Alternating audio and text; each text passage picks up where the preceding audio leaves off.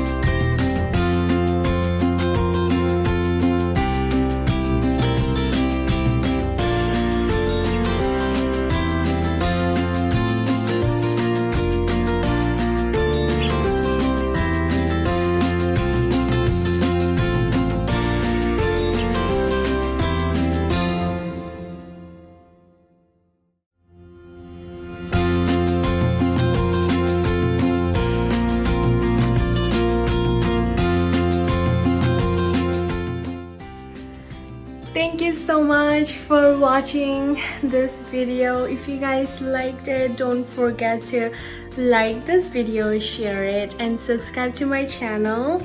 I hope you guys have enjoyed watching this, and definitely I hope everyone liked this. If you guys have any suggestions or you guys want to see some more looks, don't forget to let me know. I will definitely try to create it for you before Pohela Boishakh or any other occasion if you guys want to, you know, see it, definitely. And thank you so much.